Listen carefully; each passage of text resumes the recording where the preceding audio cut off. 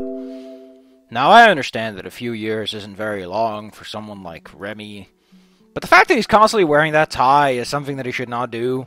Like, the more you cling to something that isn't it like a gift too? Like, that tie, which also has a... Here's something something quick and dirty. Try to avoid making your outlines lighter than the colors they are adjacent to. The only situation you should ever do that is if you're trying to give this backlighting emphasis, like the lights around it. This looks really, really bad. Like, it makes the tie look extremely puffy as a result. Like, that's fine. If you put a good knot in there, you can make it look like, oh, it's popping out. But that's not really what the line art is for. The line art isn't supposed to give that kind of shape and volume to objects. It's only supposed to define the, the lines of a concept.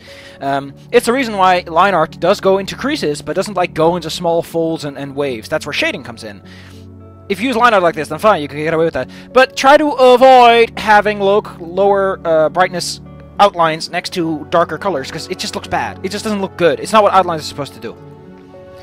Like, actually, with like shiny and reflective materials, usually it's the opposite way around, because you've got like ambient lighting shining around the corner. But yeah, yeah, I think he says straight up that the tie was a gift.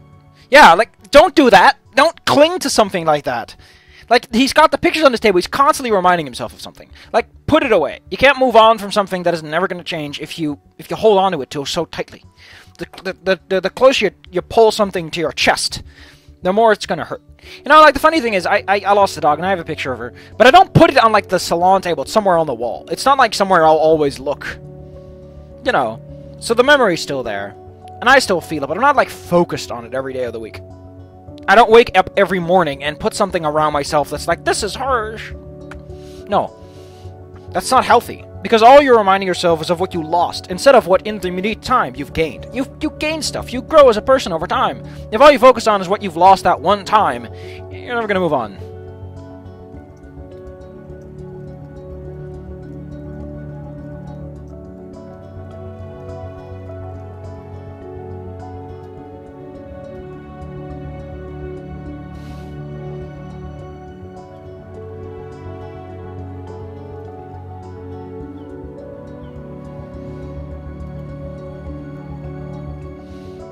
Man, I want to play Morrowind again.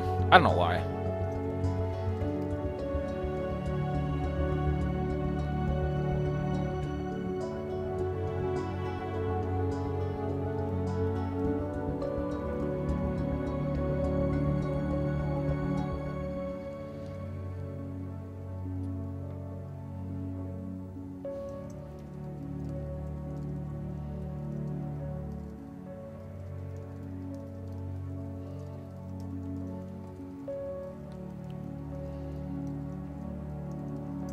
Whatever way to put it, like losing immediately instead of the death. Which again, like, if you're putting it as losing someone instead of as the finality that it is. No, you didn't lose her. She's gone. She's dead. She's finito. Finalized. The thing with losing is you can find things you lost. And that, maybe, like, a lot of psychiatrists nowadays are like, the words you use have a huge impact on what you're trying to say. Like, phrasing problems as what it does to you instead of putting blame on someone else is a good way of, like, restructuring things to focus on improvement.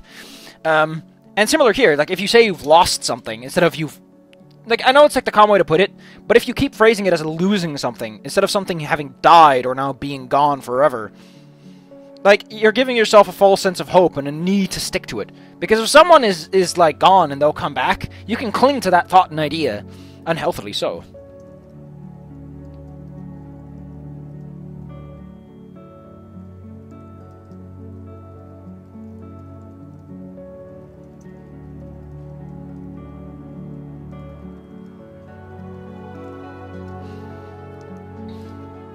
The only reason that wound doesn't close is because you keep picking at it. You keep... Like, if you've got a scab, you don't pick at it all the time. That's how the scab opens up again, and it comes back out, and it's got to heal all over again. The more you focus on something like that... Like, maybe at some point you'll be like, I can't believe I forgot, but you didn't. Because the very fact that that's the thing you're thinking of indicates that you still remember them, and they're still with you, and you don't need all these reminders and things pulling you back.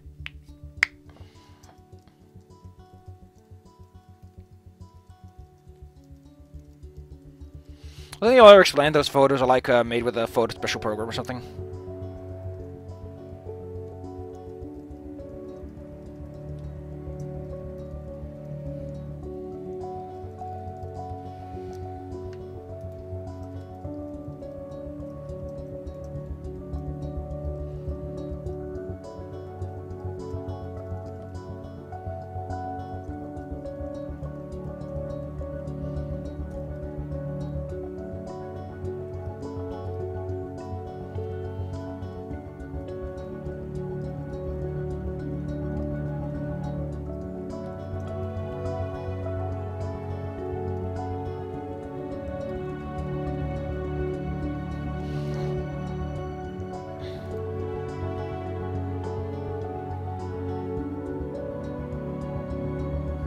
That's the funny thing.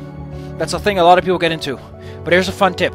If you're playing a shit game of Monopoly, and you're like, we gotta finish it. No!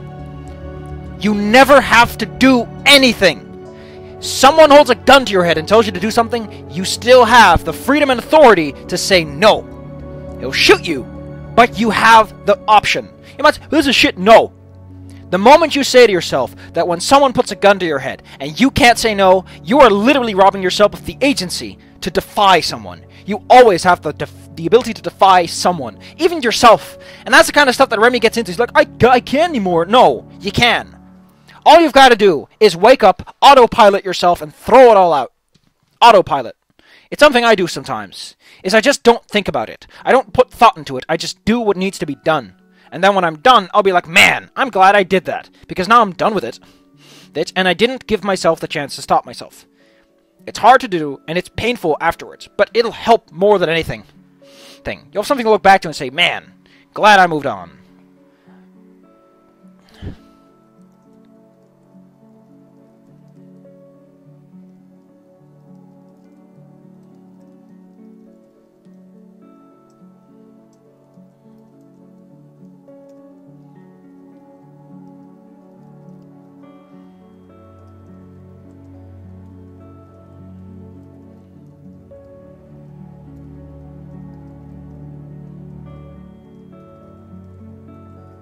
And the weird thing is the only thing Remy needs is someone who goes out with him 4 times!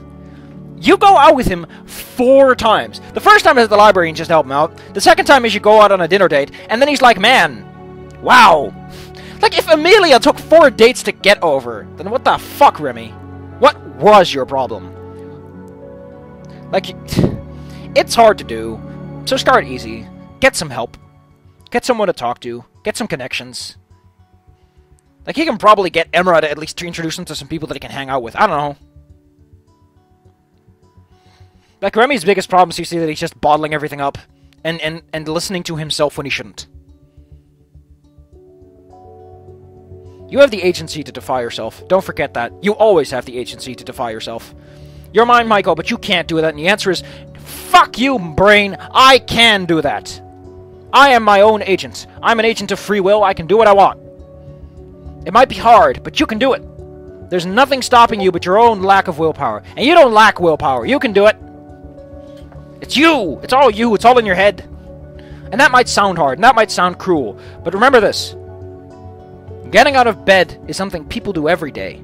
And it's something you don't want to do, because your body's always like, don't do it. But you do it. And if you can do that, get that mindset. Get that out of bed mindset of, I have to do this.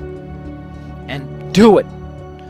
It's such a weird way to put it, but that's like the thing you gotta learn, is the biggest lesson that those people have to get in their head is that they can do this, that they have that agency and the authority. Like, the problem is that those people talk themselves down and out of it, and that's what depression is you believe, or you're at least entranced by the idea that you can't, because it's an easy answer. It's an easy answer to say that the problem is that you can't, because you can't, but there's no reason for it. The only reason is you've invented something. And that's easy. And that's kind of the problem with it, because that's really hard to get past. But it's also one of the major steps. That being said, as someone who knows someone that has chronic depression and struggles with it quite often, yeah, it's hard. But the benefits are great. And the moment you can taste the fruits, and you can go, man, that was fun. That was great. You'll look back and go, man, that first step was hard, but in context, it really didn't mean much. It was what came afterward that mattered. Like, just try. Believe in yourself. And if you don't believe in yourself, then fuck yourself. Give yourself the middle finger. Humans do things out of spite as much as they do them out of courage and heroism. Be your own anti-hero, and save yourself. At the very least, get someone on board. And don't be like, I'm gonna pussyfoot into the room and be sad. No! You walk up to someone, you look them dead in the eye, or you don't if you can't. Like, I can't look someone dead in the eye. And you just say, I'm really sad. Get them to take the conversation from there. Just get yourself to do something, because you need that agency. And you can do that. There's nothing stopping you but you. Saying a few words to someone are easy. Writing them on a piece of paper and leaving them somewhere is easy. Find a way that's easy for you to do. And establish contact. I don't know. There's probably a Reddit out there you can go to. They'll help you out. Like, nowadays, it's so much easier to get into contact. Like, don't be the fucking depressed, I'm sad on top. No, don't be that man. Don't be that kind of jackass. You're not that person. You've got it in you. You just gotta let it out. You just gotta pull that cord and let the engine start roaring. Because no one likes a sad sack. Let me tell you one fucking thing. I don't like sad sacks. That chronically depressed person I know, I get him out of that shit. That's what I do. When someone sad comes up to me and goes, man, I didn't feel good, I say, stop feeling sad, you piece of shit. You're not feeling sad. You're just trying to make yourself feel sad. That's a different thing. Like, you're sad when your dog dies. You're like, man, my dog's dead. That's a sad thing to be sad about. Remy was sad at first. When his wife died, he was probably destroyed. But after that, he started making himself sad. He kept bringing it up. He kept thinking about it. He kept attaching some sort of value to it. But things are different. And that's the part he never got into. He never took the agency to accept the new reality and go with that reality. He kept pushing himself back into a world where there was hope and chance. And the lack of hope and chance was important. More so than the new chances that have opened themselves. Now I'm going to look forward to the posts of people who are like, man, you're an ass, talking out of your ass. Well, good job. You took that agency, and you told me what. And that's good for you. Because that means you probably have experience to a sufficient degree that you've tried to help someone, or helped yourself. Or got help from someone to help yourself.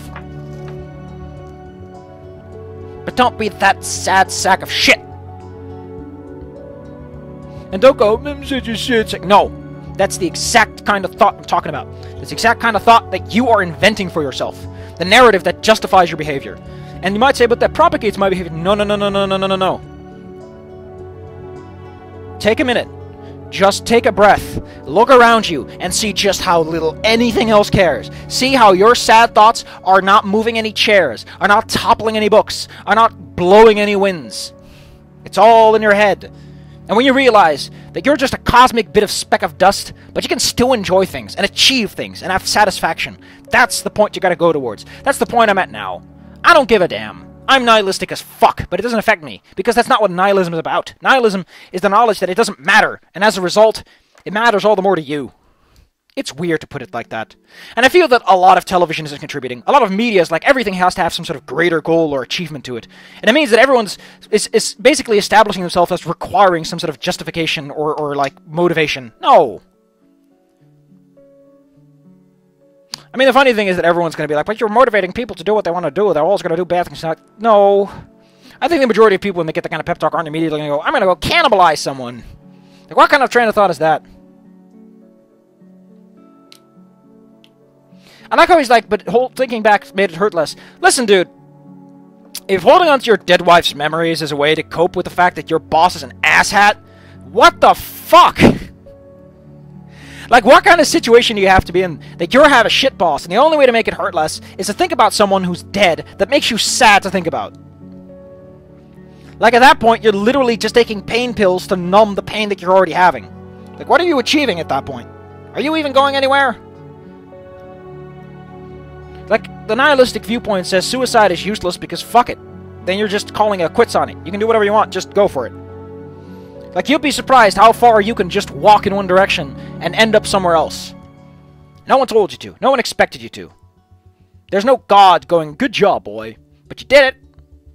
And you'll have something to think about. You have an adventure in your pocket, because that's what adventure really is. There doesn't have to be a giant menu telling you, congratulations on completing your mission. Man likes you more. No. No, you don't need that. You don't need any of that. Man, this rambling is killing the flow of this.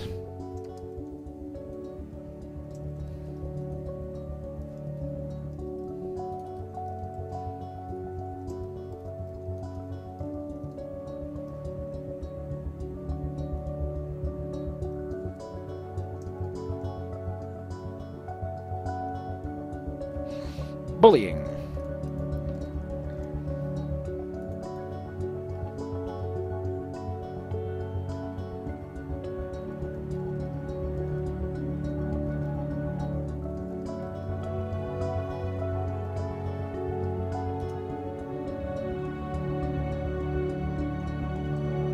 I don't think you'd love your job, Remy. You suck at your job. I'm pretty sure no matter who was in charge, they'd be chewing you out over the fact that you're breaking priceless artifacts on a consistent basis. Get another job, Remy. Like, he was on a committee for research, and he apparently did fine enough, considering he didn't lose his job over his unprofessionalism and the fact that he lied and contaminated the research because he didn't want to admit to it. Like, my god, I'm so pissed off at him. He contaminated research with his dishonesty because he thought that was the better option instead of getting off that one particular case for the sake of it. Like, what does that say about someone? That, to me, is the man who walks up to NASA, does important research, makes a mistake because he was sick, and instead of admitting that the calculations have to be done again, insists they use his wrong calculations. Because fuck it. That's not how that works. Being scientific means admitting you're wrong, you made a poor decision, and that sometimes you can't be involved. Sometimes your best is the wrong answer to something. Ain't that a hoot? But that's, again, something people don't tell you. Is sometimes don't get involved. Don't do your best. Don't do anything. You're not supposed to. You helping is making things worse. And not in the stupid comic kind of way. Like, Remy's interactions with this research directly contaminated the scientific, like, the unbiased nature of it. It doesn't matter if he was seeing her or not. He already had a relationship and emotions for her. And those affected it regardless on how much they were involved or seeing each other. And that's a huge problem that Remy is just kind of skimming over.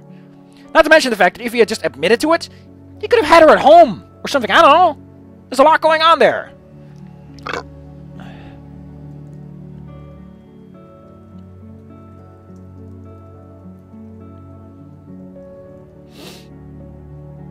Like, Jesus Christ, Remy, just quit your job!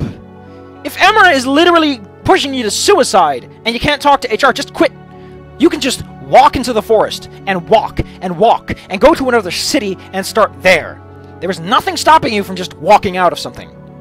When you leave your house, Emma isn't going to magically materialize in front of you and tell you to not do that. Heck, I doubt Emma even leaves city boundaries, considering how much of a pompous she is. Maybe they'll send a search query or something. But by that time, you'll probably be somewhere else, and you'll have seen something better in life, and you'll feel better about yourself, wondering why you didn't just do it before. I'm not saying you should run away from all your problems, but in some cases, if someone involved is just that kind of powerful, and running away is going to ruin everything, then you need to buy yourself some time. Do it. Sometimes doing nothing is a better answer. Just getting away from it all.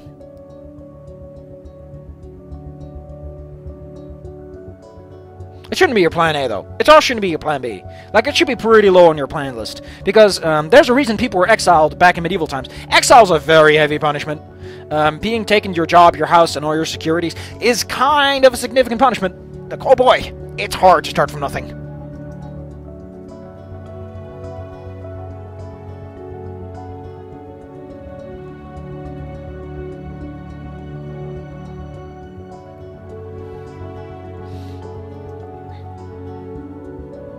Jesus Christ, Remy! Like, what is obliging you to continue working for her?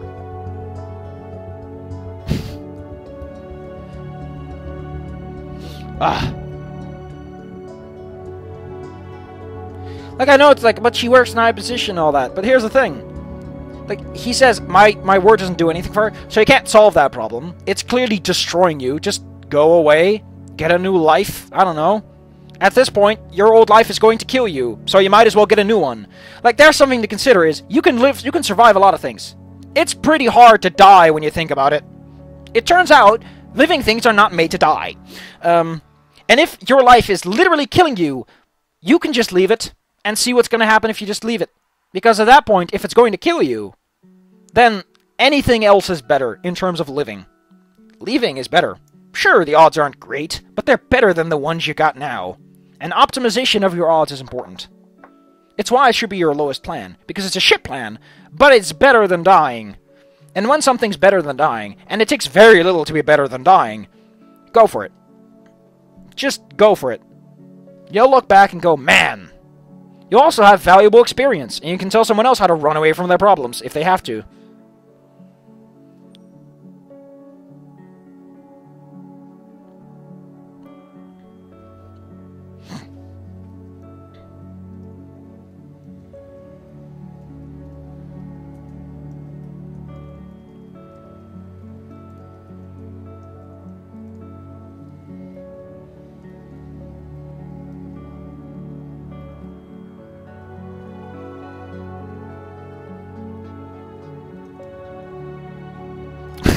The fact that it's Remi Shy is the thing that gets me.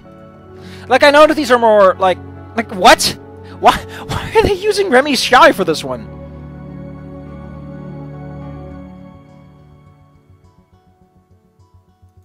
Like, really?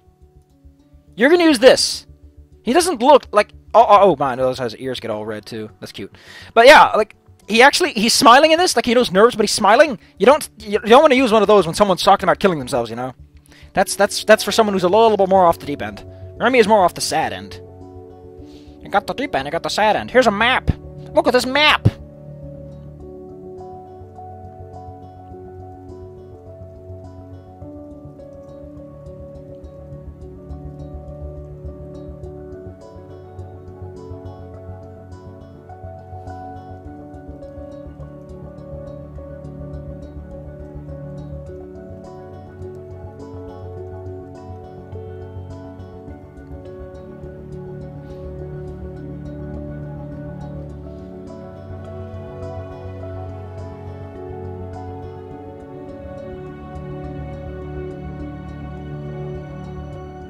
I also kind of like appreciate the fact that Remy is like an asshole liar who basically desecrates scientific integrity, and then is in a job where he doesn't have any reason to be integral anymore.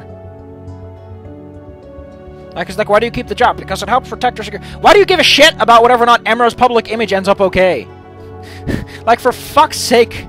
If you do this, Remy, her reputation is up the shitter. At least for a while, as people are like, haha, your first major decision has blown up in your face. You'll have a breathing room. Again. You could fake your own death. Wouldn't know how. I wonder how advanced their research is. They clearly can do DNA research. Is there such a thing as dragon fingerprints? I bet they don't. Because they don't have... Like, one of the reasons fingerprinting works is your body is constantly excreting all kinds of gross shit into your hands. So you always got this layer of grime and grease you're rubbing off on things. That, and you're manipulating the dust and grime and grease on other objects. Left behind by shitty bacteria, eating crap and then crapping it out.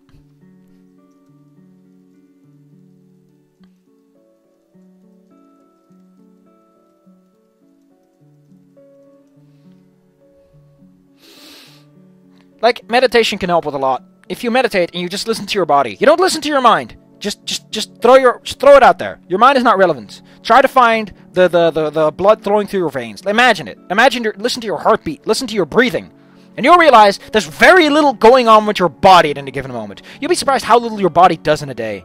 Maybe you'll feel the need to pee or take a shit, but for the most part your body just exists. Nothing is happening with it. Your heart is just going boop, boop, boop, boop. The blood's going boop, boop, boop. Your breathing is... But there's not much else. Everything else is in your head. And when you realize that, I don't know, it might help. It might help contextualize things. Maybe it won't. Maybe it'll just make things worse. It's hard to say.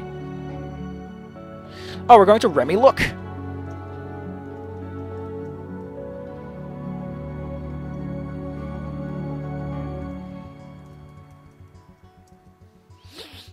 Oh, man. And that's how you get his good ending. You should tell Remy, hey, maybe get some fucking kids. Like, what? The answer to his wife dying, who was pregnant at the time, was to get some kids? Ugh.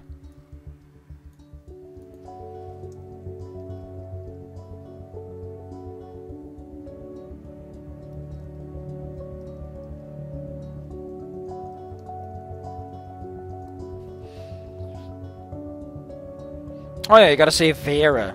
I don't know why you gotta save Farrah, though. Like, why her specifically? Like, he could adopt any kid. Like, I get the main point with Farrah is, okay, Farrah lost her mother, and she died from medication crap, blah, blah, blah, blah. So there's a parallel, but I really don't think that Remy specifically needs a child that has a story like his own. Like, ugh. Like, goddamn, what a branch this is. Okay, so this is just to check if you can get the choice.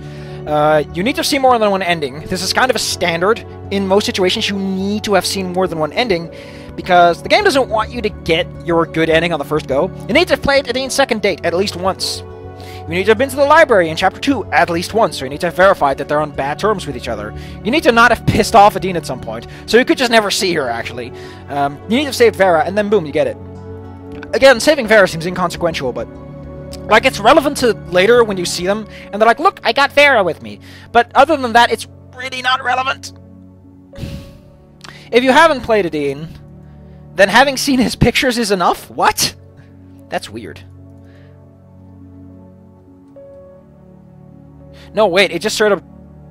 Oh, okay. So you either need to have played a Dean's second date, or you need to have seen the pictures? That's weird. Oh, okay, so, yeah, okay. I don't get this. I guess it's contextual, like the idea is that either you know about Farrah and, like, the orphanage is kind of fucked, or, you know, there's ways to put it.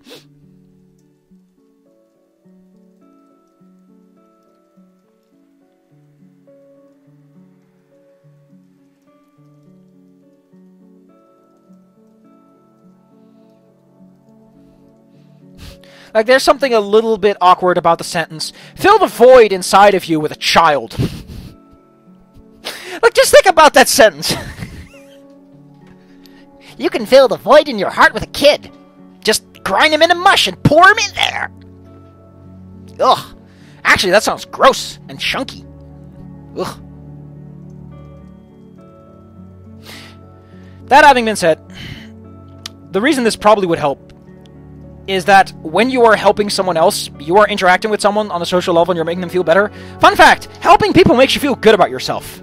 Humans are social animals, like really social animals. We are designed to help people because group herd mentality is one of our great strengths. When I help you out, you give me something in return, either a favor or you'll give me money. That's how humans work. That's how our entire government operates. It's why predators can't build proper societies, if at all, because there's no motivation for them to collaborate on anything. There's more motivation to take over and destroy things. So, if you help someone, like you start volunteering, you'll start seeing, people probably have life that is shittier than yours. And you'll realize, man, life could be worse. And then you help them and you're like, man, I'm helping these people who have it worse than me feel better about themselves. I should feel good about myself too. Maybe you'll think that's what egotistical pricks do. Yeah, but the thing, and I agree with Totalistic on this, it doesn't matter what the motivation for charity is. What matters is that charity is done. It doesn't matter why you're helping this poor man who needs assistance. What matters is this man has his assistance, and he's feeling better about himself as a result. Like, it's an often overlooked thing. The people are like, this big rich company is just giving money to charity because they want to avoid the PR disaster. That doesn't matter. They still gave money. That money is still going to be used for something good. Like, sure, the context is kind of shitty, but they could not give money, and then they wouldn't have done something good, and they would have only done something bad. Like, think about that. You're saying it's a bad thing if someone who did something wrong tries to make up for it. That's what you're saying. That's an awful thing to say. That's not even nihilistic. That's just being a dick. No, if you did something bad, you can't give it to charity to make it good. Well, just let them. What if they've given to charity and done nothing wrong? Would you then have been like, they shouldn't give to charity because they're a big company? No, you wouldn't do that, because that doesn't make sense. Why does the context suddenly change whether or not someone is allowed to give money to charity, or whether that's a good thing or not? It doesn't. You're just making shit up because you want to be angry and not feel like a dick for it.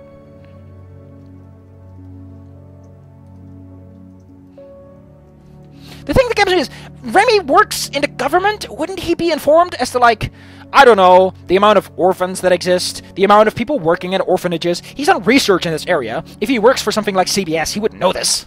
If he works for a central statistics agency, wouldn't he know this? Like, this is really basic knowledge for, like, a statistics bureau to be collecting, which makes it odd that he doesn't know anything about this.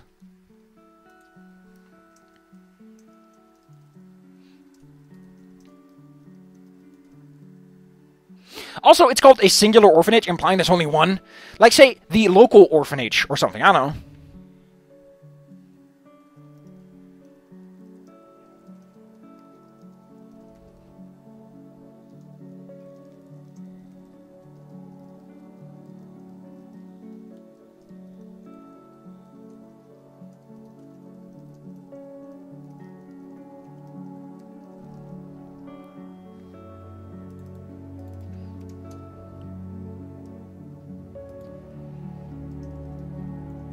Well, not necessarily losing them. You could just have a shit parent who's like, haha, your mother's dead. Fuck you. I'm gonna go live my life as a single now.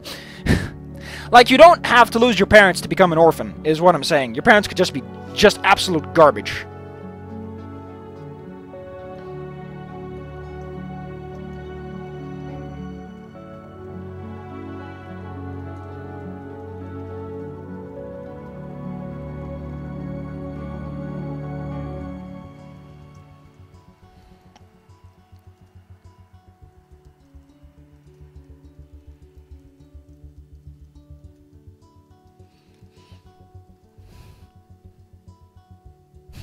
Like, Adine, like, the thing that I don't like is that Adine lives in a shit situation, it's never really established if Adine has parents, if she's an orphan herself or anything, because she lives in an odd situation and no one seems to be willing to help her with her financial problems. And she's not that old. Like, it's really weird that it's never established. Why aren't Adine's parents, like, giving her some extra money or something? Like, the way she puts it is she literally doesn't have enough money to eat anything but the lowest possible food, which, A, holy shit, that's crap minimum wage for a world that basically seems to have socialist tendencies regarding prison sentences and all. But secondly, that's the kind of not having money that someone could chip in on, or maybe go live with your parents so you don't have to pay as much rent and you can have more money. Like, I don't know, you're kind of in a weird situation, Adine, that needs to be elaborated in terms of finances. Like, I understand they want to have a character that's not rich, but you've kind of got to explain how that person can exist in a world like this where poverty doesn't seem to be as big a thing. Like, I don't think you ever see a poor dragon per se. I mean, I guess you get the parents of Zhang, who live in a shit situation, but, you know, at the same time, he's not working, and he doesn't seem to be putting any work forward. It's hardly possible he just never bothered to get welfare. I mean, some people are like that. Some people are like, I don't want welfare. I'm only gonna ask for money for my son, who I've never seen in 20 years. That seems like a perfectly reasonable thing to do. Heck, like Zhang was left with someone. You could just do that, like Adine is an adopted kid or something, I don't know.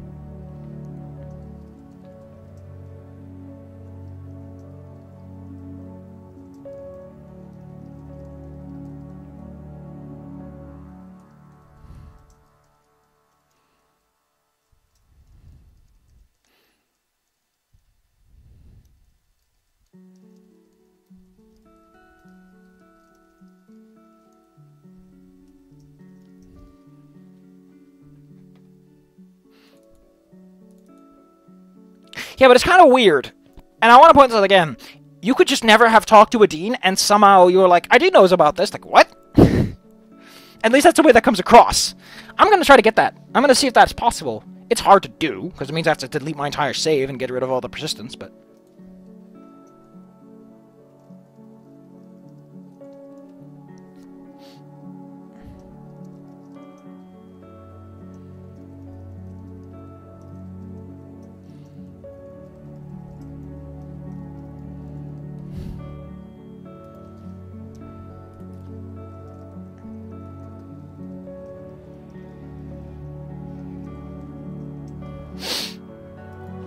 The funny thing is, he has a good reason not to talk to her, which is the fact that Adine shows up a little while earlier in one of the chapters, where she's like, hey, can you help me with this? And he's like, after all this, yes, I'm the man to say this!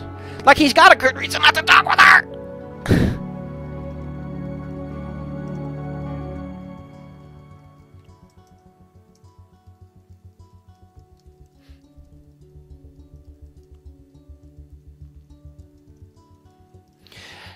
Like, she shows up at the library to talk! And she's like, I'm sorry about that, I guess we can talk. I thought you didn't want to talk to me. And at the same time, you live in the same house. You wear the goddamn tie. You've got the pictures on your table. Like, why is Adine the part, like, the drop that makes the bucket overflow? Like, why is she the spark that lights the barrel? Like, why Adine? Not the fucking tie you put on every morning, not the house you live in, not your shit job. It's the yellow flyer who's down on her luck and has zero fucking expendable cash that flips you off the table. Jesus.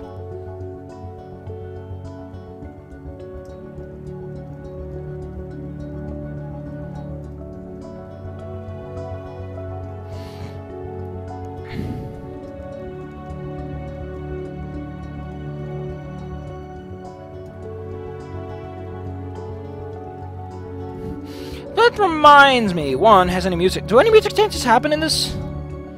Well, there are a couple, so let's take a look. Music.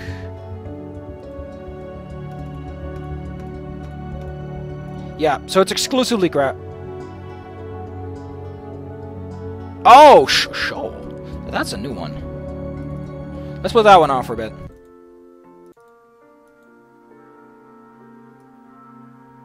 Why was this song originally there?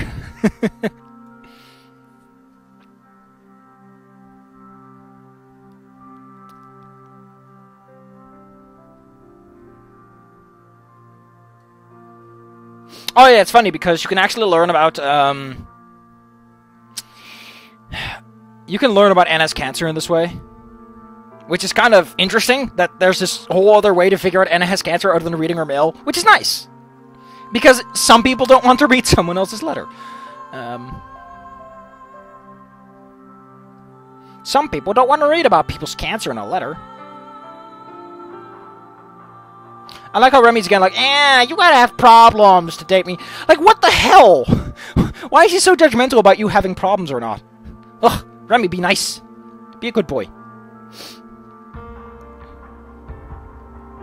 Yeah, Remy's date seems to be going off the deep end with some really big problems that it doesn't address either. I'm getting very mad at just how... Like, I get mad at Remys Date because Remys Date is like 90%. Let's talk about shit that isn't relevant. But Remy's Date is a mess, like, from a logical perspective, in that it talks about a lot of things that really don't make sense. Like, you could have just saved her by being honest and not getting on the case. Dean does want to talk to you. She literally showed up and was like, I'm sorry, but I thought you didn't want to talk. What the fuck, Remy? Like, what is... Like, Remy is supposed to be, like, smart, but he comes across as a complete asshole and moron, if anything. He gets mad at you if you don't have problems to talk about. Like, what the heck? I understand you want to have some empathy, but, you know, the fun part about someone who doesn't have problems is that they, you know, don't have problems and can thus focus on yours.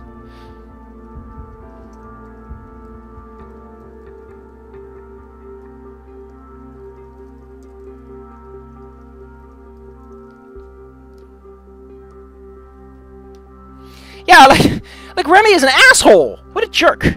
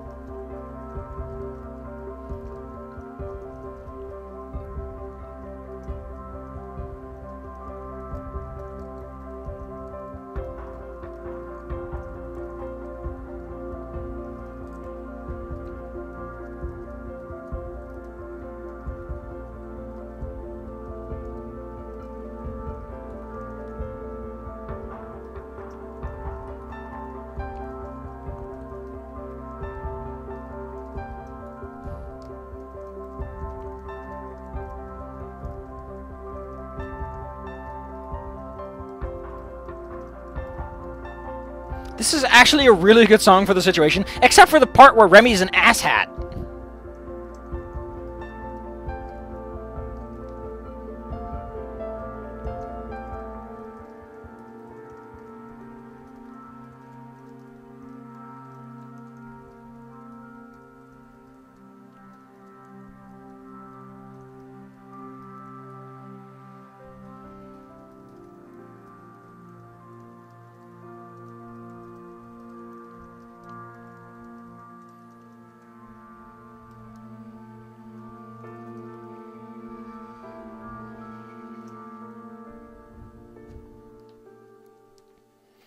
Okay,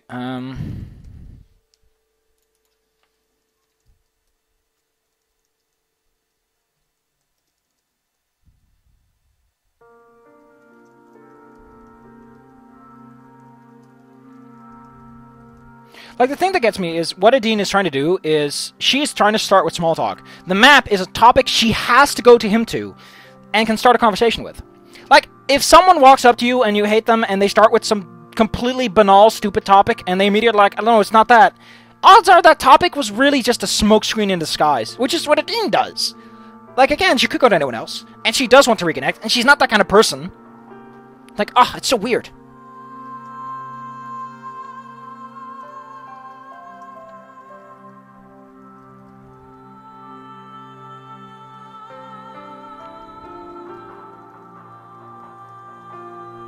Well, what could happen is Adine starts talking shit about you and says, she never loved you, she just wanted your money. She wanted a scholarship. You know, there's a lot Adine can say that can destroy Remy utterly and completely. I don't know, player character, you're kind of underestimating the kind of power Adine has in this particular situation. And Adine can get pretty snappy when she has to. Like, there's a good chance she'll just shit him out and he'll be like, no! And he kills himself anyway. That'd be funny. There's like a 50% chance this just explodes and he still dies. And you're like, welp. Or better yet, like, there's an option. a very innocent-seeming option where you're like, okay, just talk to her directly. Another one is start with some small talk. And then you recommend a topic. And there's one topic that just kills him, because the topic makes her go, like, ballistic. And then on the next date with the dean, she's like, I can't believe this. Like, Remy came up to me and had the guts to talk about this. And so I told him all this. Like, that'd be great. And then that date just completely bombs because the dean basically killed someone. Like, that's interesting writing. Because then it makes you think about things and not go like, this is the good option. You know. You can't just analyze the situation like that. You gotta think about things in a more nuanced context than just what their persona wants.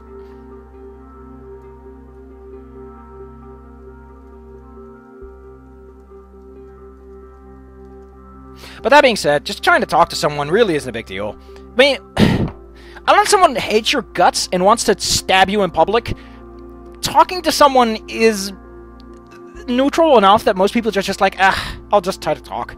And usually when people start talking and they don't talk smack, fun fact, people tend to feel better, because humans are social animals!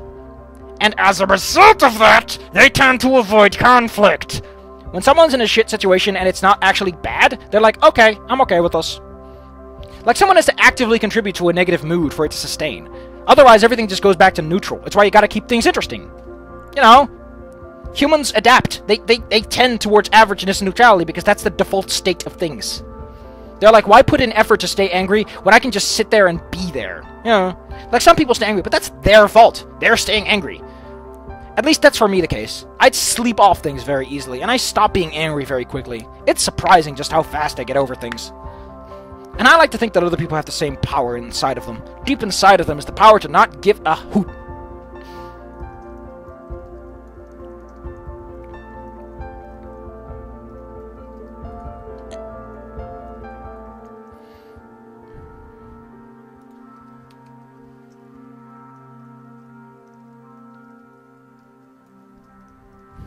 I need to copy this one.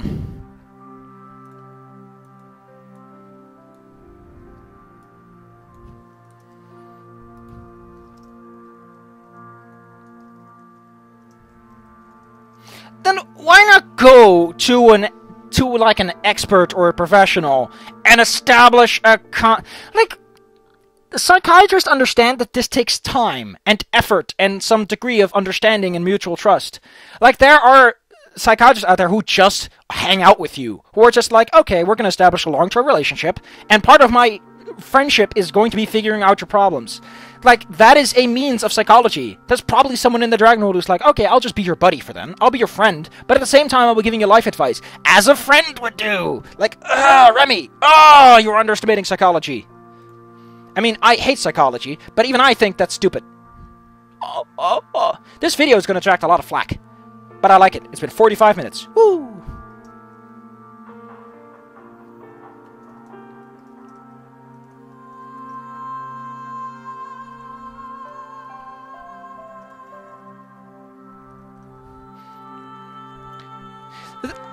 Just a slight quirk is his name is Remy.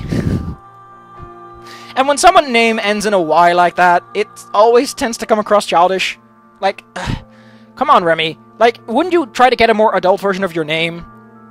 Like, I don't know, Rem. Just Rem. It sounds a bit rougher and cooler, but at the same time, why keep the childish aftertone?